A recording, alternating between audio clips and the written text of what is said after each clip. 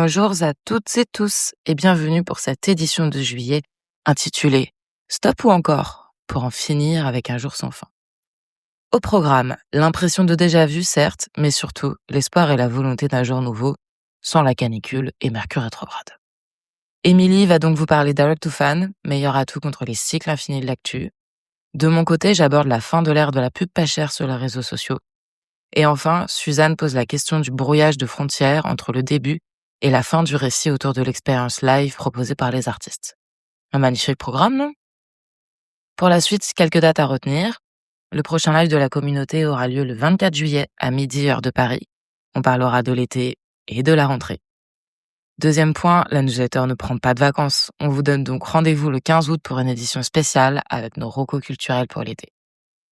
Et enfin, comme annoncé, le tarif de la formation Mettre en place une stratégie Direct to Fan anti-panique et anti-dispersion a été augmenté à 197 € le 1er juillet dernier. D'ailleurs, le prochain bootcamp aura lieu à la rentrée. Cet été sera l'occasion parfaite pour avancer. Très bonne lecture et bonne écoute.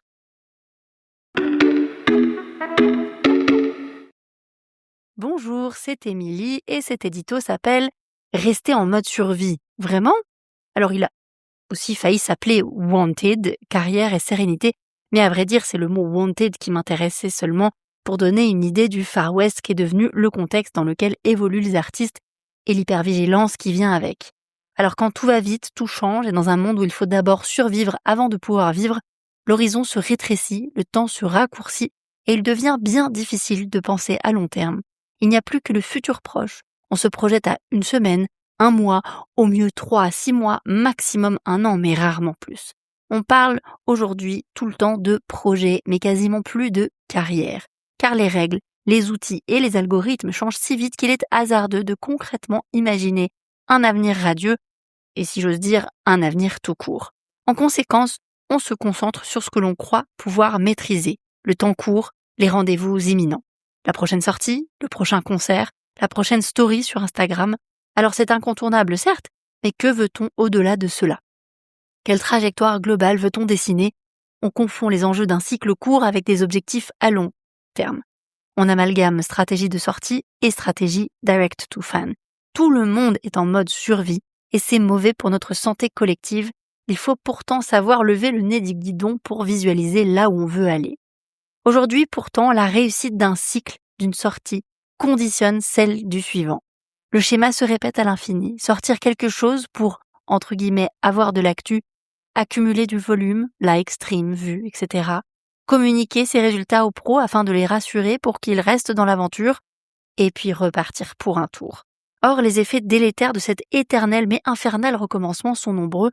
On reste enfermé dans une logique de cycle dont le seul objectif est de vendre. Ce qui crée une relation transactionnelle, verticale et à sens unique où l'artiste reste seul sur un piédestal.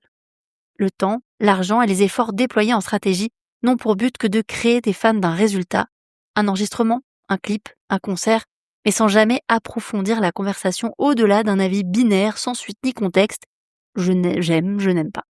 La pression du chiffre est si forte que la plupart des artistes perdent de vue l'essentiel, nouer une relation solide avec leur public. Et c'est bien dommage puisque mettre en place une vraie stratégie direct to fan, bien faite et sincèrement portée par l'artiste, permet justement de s'affranchir d'une logique de cycle pour se projeter au long cours. Alors l'objectif n'est plus de vendre, mais plutôt d'établir une connexion humaine forte et horizontale avec chaque fan. Alors c'est peut-être pas très scalable, mais c'est beaucoup plus enrichissant personnellement, et l'artiste est enfin libre de parler de sa démarche plutôt que de ses seuls résultats, et ce faisant de recontextualiser ses choix créatifs, d'associer les fans à son ambition artistique et humaine et de redonner toute sa valeur à sa musique. Alors si je vous dis que le direct to fan, c'est la nouvelle assurance vie des artistes, vous me direz à juste titre que ce n'est pas sexy, mais je vous répondrai que ça permet de sortir du mode survie. On essaye ?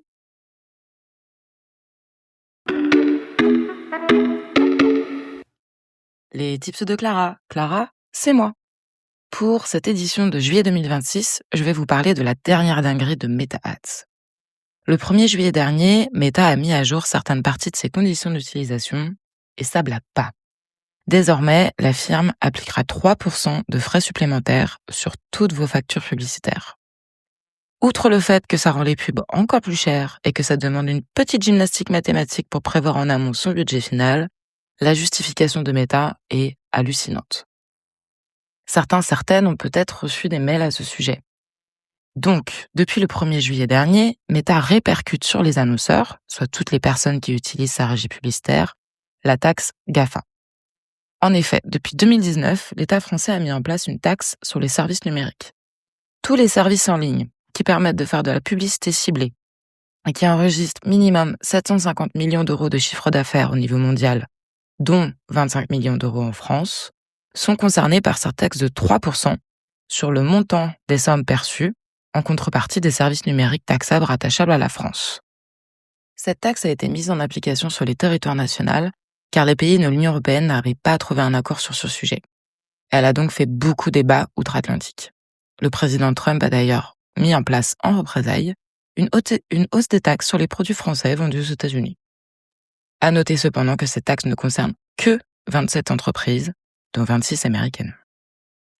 Cette taxe existe donc depuis longtemps et Meta avait précédemment décidé d'absorber son coût.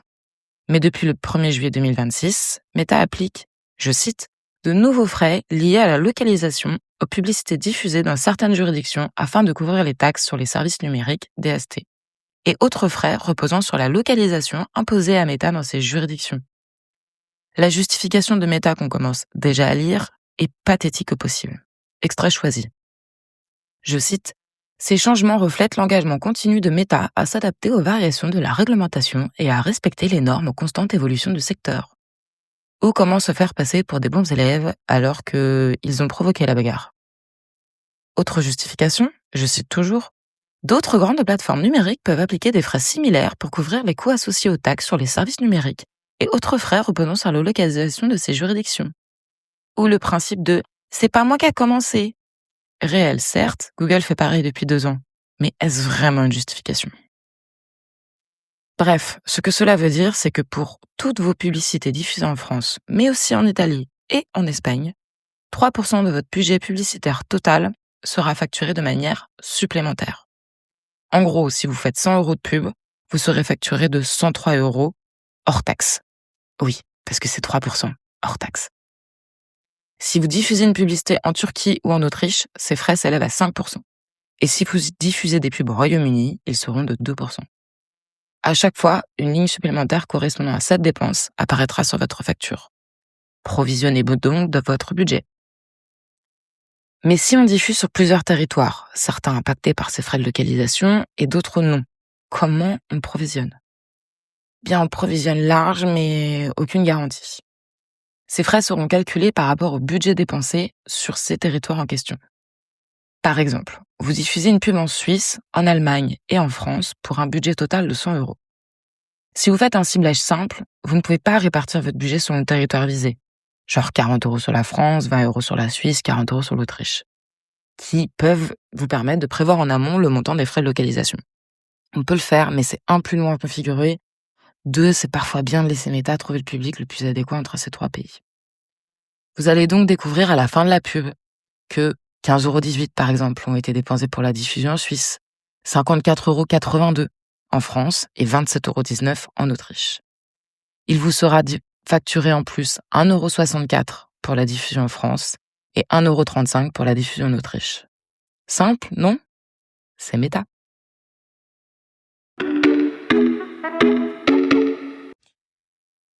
Bonjour, c'est Suzanne qui vous parle.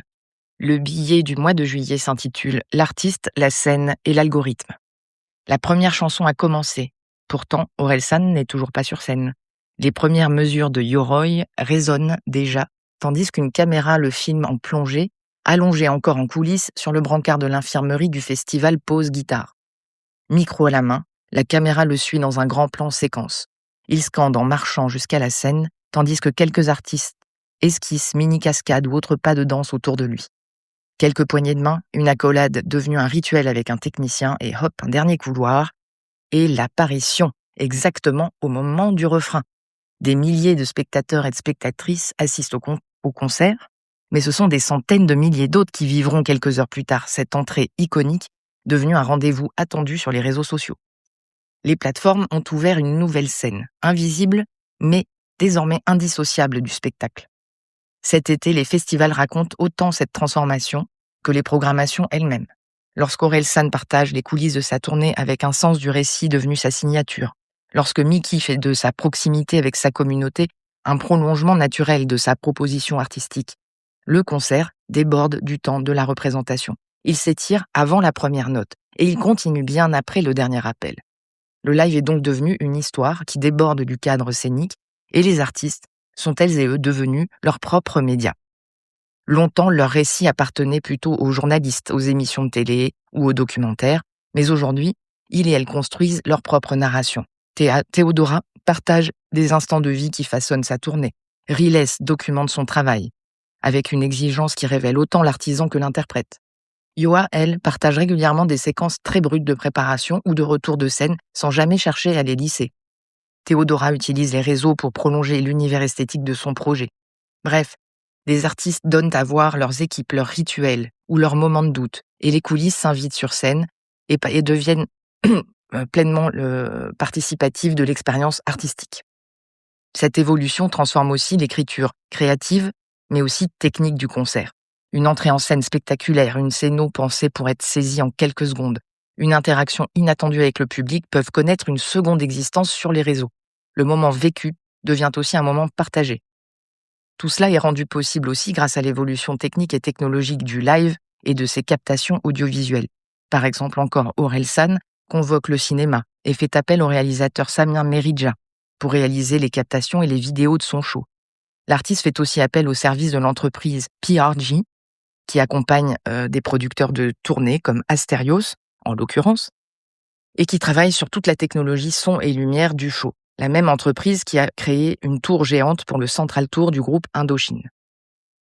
Sur son morceau Particule, l'artiste Mickey descend dans la fosse et invite le public à courir autour d'elle via un circle pit, telle une particule qui orbite autour de toi, comme elle dit.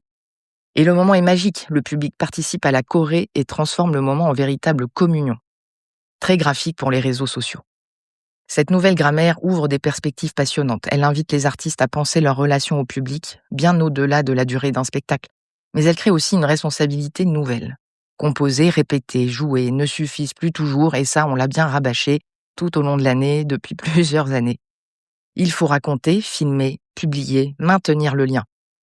Une fatigue narrative peut s'installer parfois, discrète mais bien réelle. L'artiste ne quitte plus complètement la scène, il passe simplement d'un plateau à un écran.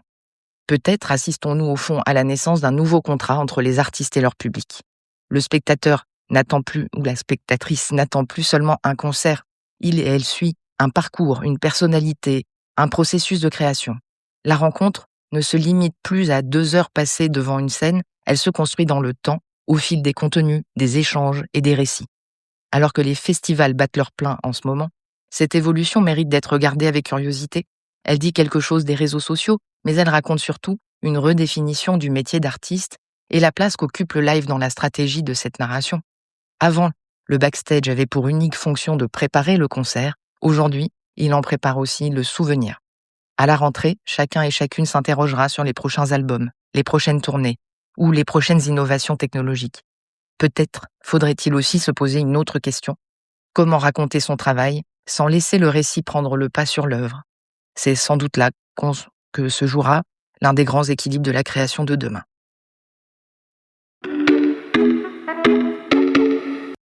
Entendu en live, ici, on se dit la vérité. Lors du dernier live, on a parlé de plein de choses, des dernières nouveautés Spotify et de ce que ça changerait ou pas dans leur stratégie numérique, de booking d'artistes sans booker, de pros qui sont snobs et de publics qui ne le sont pas, de codes ISRC détournés et des galères algorithmiques et administratives que ça engendrait. On a aussi accueilli une nouvelle abonnée A&M qui prenait ses marques dans le groupe et à qui une personne abonnée de longue date a dit une phrase qui résonnait fort. Ici, on se dit la vérité. Et ça m'a émue parce que c'est exactement pour ça qu'on a lancé cette communauté, pour que chacune s'y sente la bienvenue et toujours libre de poser toutes les questions qui les taraudent. Parce que pouvoir échanger en tant qu'artiste autonome avec ses pairs qui se posent les mêmes questions et vivent les mêmes galères, c'est vital.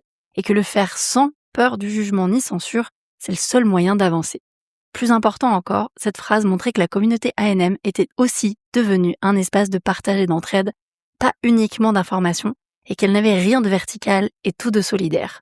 Alors quel que soit le sujet et quel que soit le genre musical des membres de la communauté, et la diversité d'esthétique prouve à quel point le cloisonnement habituel n'a aucun sens, on va continuer de se parler, de se soutenir et de s'entourer les uns les unes des autres tous les mois, et vous n'avez pas idée comme ça me rend heureuse. Merci d'avoir écouté cet épisode. On se retrouve le 1er du mois prochain. Si cela vous a plu, n'hésitez pas à vous abonner et laisser un commentaire 5 étoiles. Vous aiderez toujours plus d'artistes à découvrir ce podcast et développer leur carrière. À très vite!